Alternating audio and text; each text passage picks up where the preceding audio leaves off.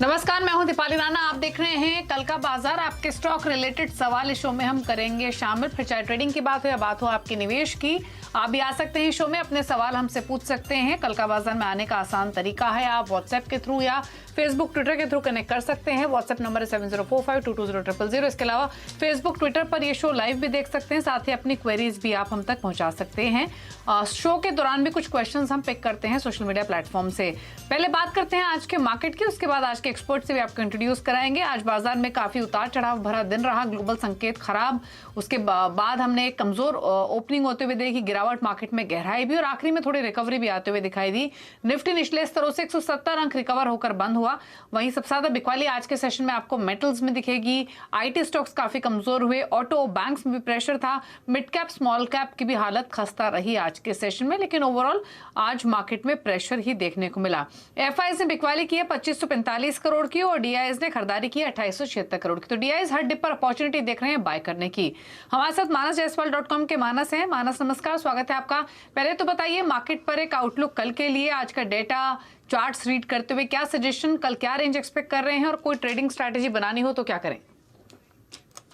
नमस्कार दीपाली जी। देखिए, आखिरी का जो 1 घंटा था मार्केट का, उसमें बहुत ही बढ़िया रिकवरी हमने देखी मार्केट में। 16,850 से लेकर 17,000 के लेवल्स निफ्टी ने रिकवर कर लिए। बट फिर भी मेरा मानना है कि जब तक 17,150 और 17,200 का रेंज ब्रेक ना हो, उसके ऊपर निफ्टी जाके ट्रेड करने लगे, तब तक आपको एग्रेसिव होकर खरीदारी नहीं करनी है। हालांकि अब कहीं ना कहीं 16,850 16,800 एक सपोर्ट की तरह दिखने लगा है, लेकिन अगर वो लेवल्स ब्रेक हो जाएंगे तब आपको अच्छी खासी गिरावट देखने को मिल सकती है। तो अभी भी समय कॉशियस का ही है, कॉशियस ही रहना चाहिए। अभी खरीदारी एग्रेसिव होकर नहीं करनी है। आपके पास लॉन्ग पोजीशन है तो 16,800 का स्टॉप लॉस जरूर रखें। फ्रेश लॉन्ग 17,200 के ऊपर बनाएंगे।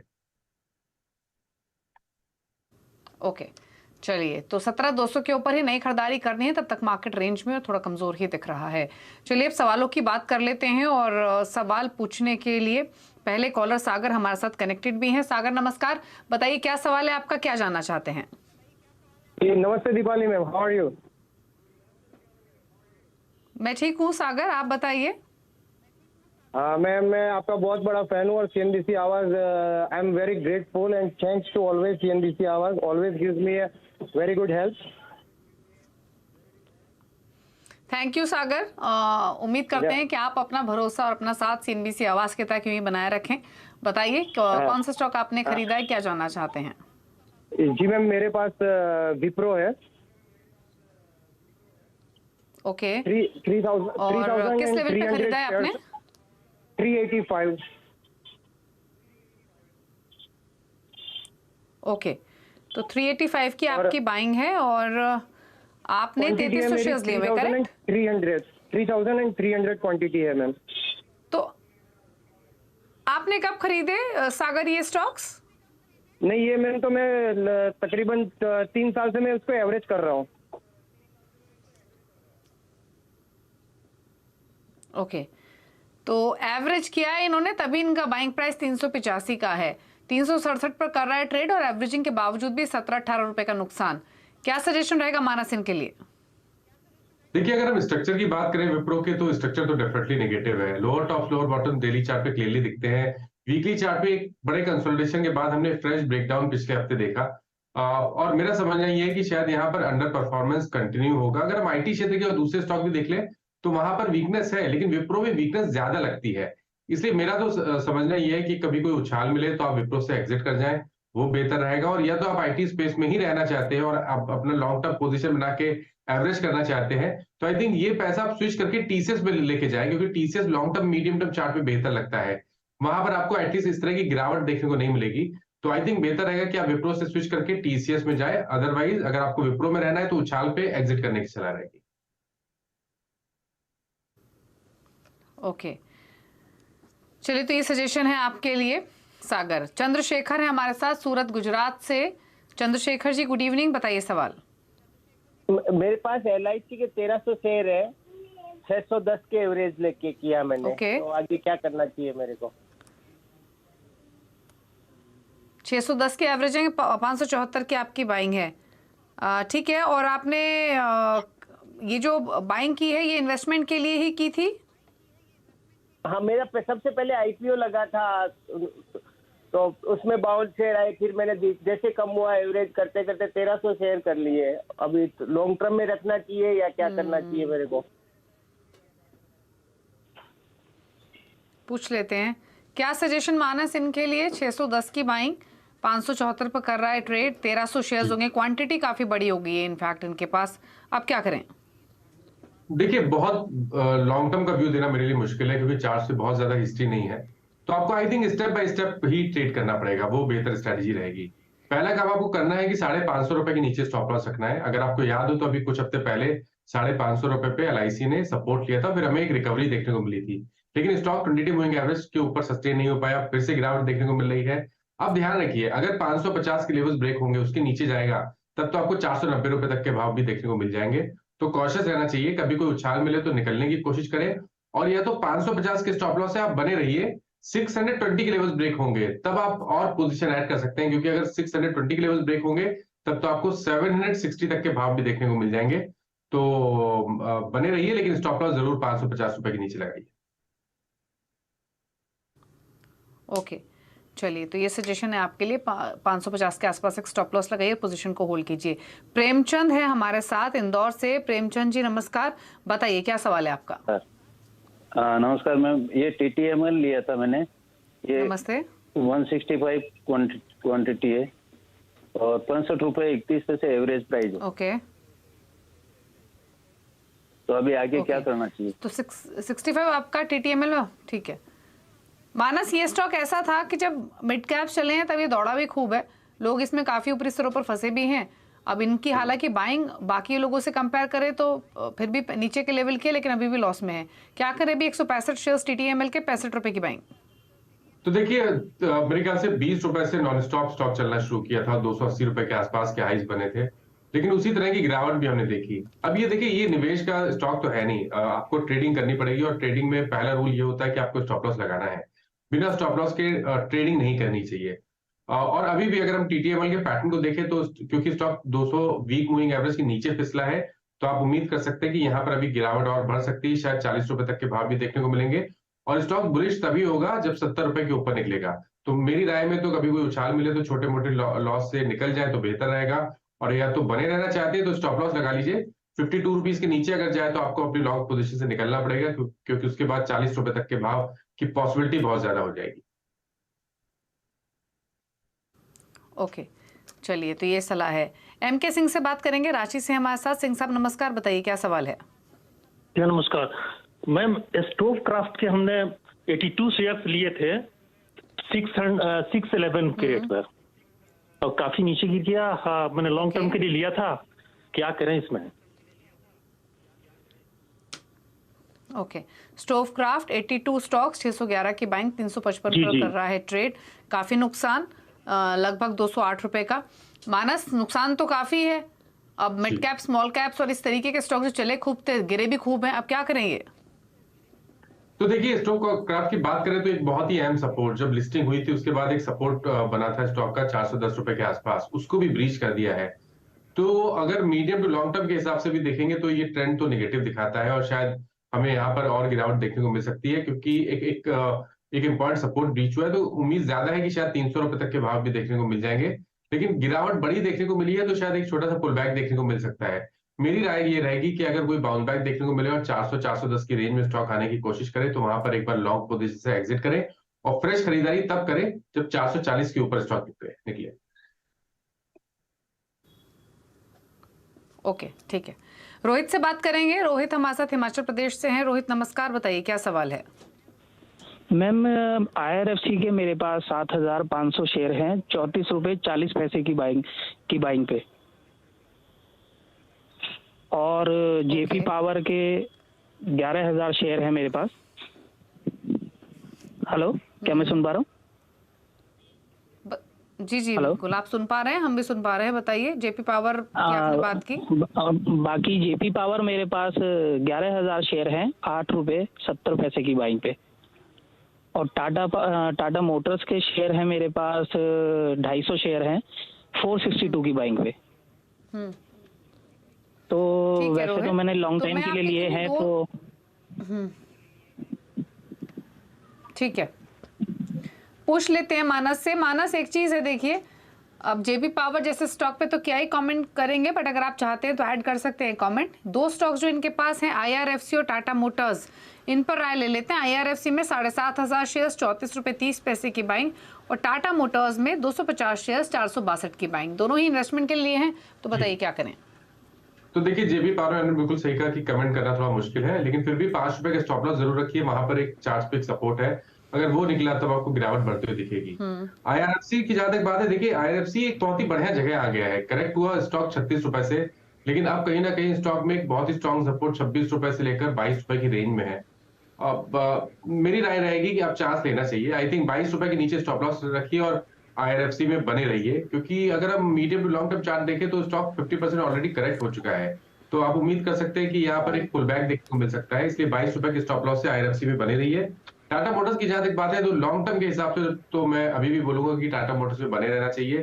कंसोलिडेशन है, लेकिन स्टॉक में वीकनेस लॉन्ग टर्म चार्ट पे नहीं है। 374 के स्टॉप लॉस से टाटा मोटर्स में बने रहना चाहिए। होल्ड करने की सलाह है, टारगेट स्टॉप लॉस आपको सजेस्ट किए गए हैं।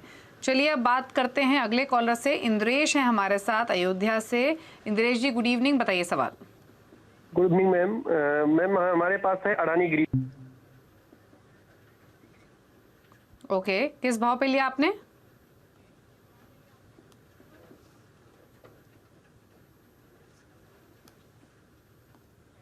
चलिए, फोन लाइन इनकी डिस्कनेक्ट हो गई है। मानस, अदानी ग्रीन के पर इनका सवाल है, इनके पास 100 शेयर 785 के प्राइस पर, क्या सजेशन आपका? देखिए, इन्होंने लिया तो बहुत ही अच्छे समय पे है, जब स्टॉक में आई थिंक गिरावट देखने को मिली तभी इन्होंने एंट्री की है। लेकिन देखिए, ऐसे स्टॉक में ट्रेड करना बहुत मुश्किल होता है, क्योंकि जब अपर सर्किट लगते हैं तो आपको अगर आप पिछले करीब 15 सेशन देखिए तो लगातार अपर सर्किट लग रहे हैं, लेकिन उससे पहले अगर आपको याद हो तो 2200 रुपए से लगातार लोअर सर्किट लग रहे थे। तो बहुत थोड़ा कॉशियस होकर ही ट्रेड करना चाहिए। मैं एक्चुअली रिकमेंड नहीं करता ऐसे स्टॉक में जहां 5% का सर्किट हो। बट हम लेवल्स की बात करें तो 720 का सर ध्यान रखिए, अगर उसके नीचे जाए तो आपको अपनी लॉन्ग पोजीशन से निकलना पड़ेगा। ऊपर की तरफ पहला टारगेट 1000-1010 की रेंज में आता है, वो लेवल्स ब्रेक हो जाएंगे तब आपको 1220-1230 की रेंज भी देखने को मिल जाएगी। ओके, गोपाल राव है अगले कॉलर हमारे साथ नागपुर से। गोपाल जी नमस्कार, बताइए क्या सवाल है।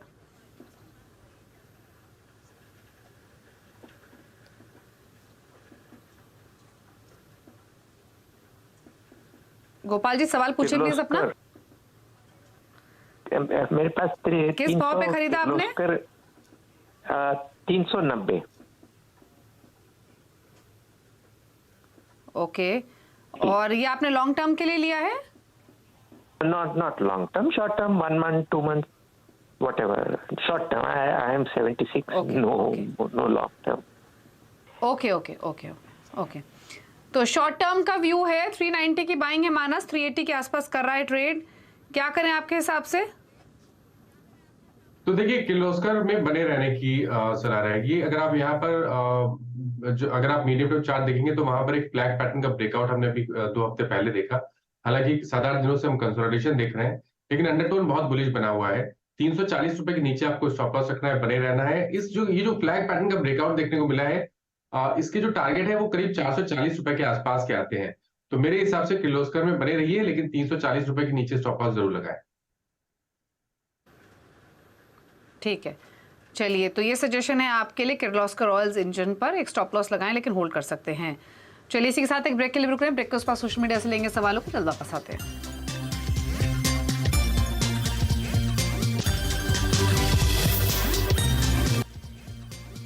आप देख रहे हैं कल का बाजार, मानस है हमारे साथ आपके सवालों को आंसर करने के लिए। अब ले लेते हैं सोशल मीडिया से क्वेश्चंस को। ट्विटर पे पहले चलते हैं। पीयूष ने सवाल भेजा है, बजाज फाइनेंस पर 6500 की बाइंग है, व्यू है 1 ईयर का। मानस, और देखिए, स्टॉक करेक्ट हुआ है और अभी भी चार्ट्स वीक लगते हैं। मेरा समझना ये है कि पहला काम करना है आपको स्टॉप लॉस लगाना है 5200 रुपए के नीचे।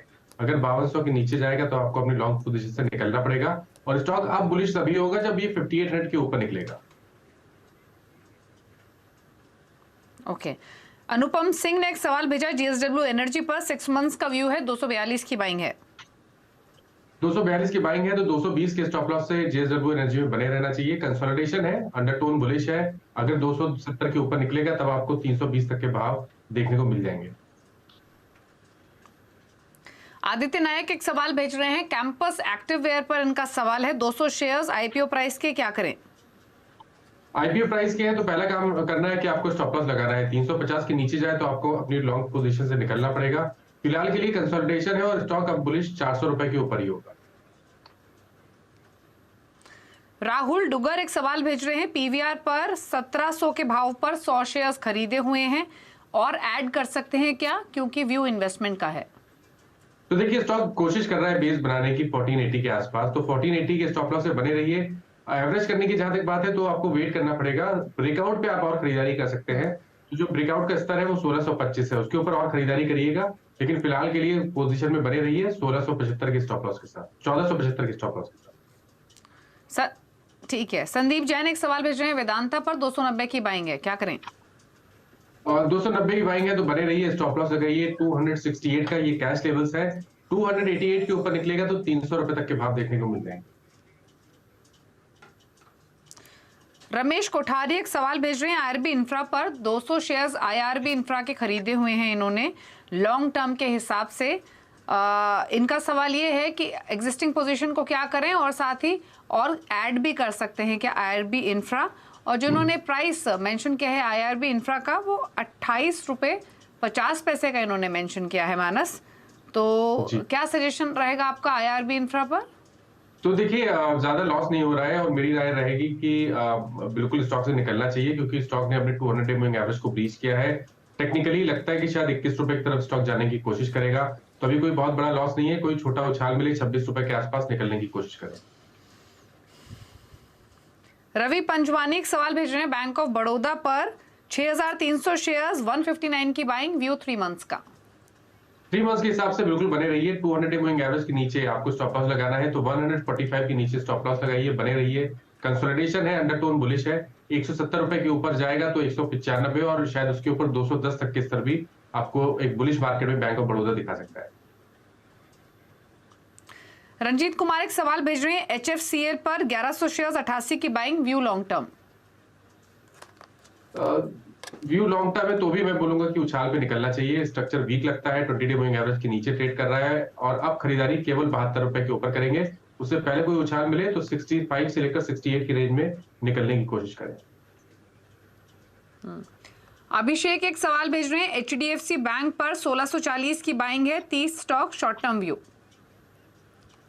ठीक है, देखिए शॉर्ट टर्म व्यू है तो वो फिर आप बने रहिए, 1535 का स्टॉप लॉस लगाइए। लेकिन अभी के लिए कंसोलिडेशन है, बुलिश स्टॉक तब होगा जब 1590 के ऊपर निकलेगा, लेकिन अभी बने रहिए और 1535 का स्टॉप लॉस लगाइए। ओके चलिए, तो ये सजेशन है आपके लिए एचडीएफसी बैंक पर 1561 मौजूदा लेवल। चलिए इतने ही सवाल लेंगे मानस, कोई क्लोजिंग कमेंट आपकी ओर से? देखिए जिन स्टॉक्स के बारे में बात हुई दीपाली जी, इसमें किसी स्टॉक में मेरा पर्सनल पोजीशन नहीं है, बट ये एडवाइस अपने क्लाइंट्स को दी हो सकती है, तो उनके पास पोजीशन जरूर हो सकती है। ओके चलिए, शुक्रिया आपका शो में आने के लिए और सभी क्वेरीज को आंसर करने के लिए, साथ ही साथ कल का आउटलुक भी शेयर करने के लिए। इसी के साथ एक ब्रेक के उस पर भी खबरें जारी CNBC आवाज पर। शुक्रिया मानस आपका, नमस्कार।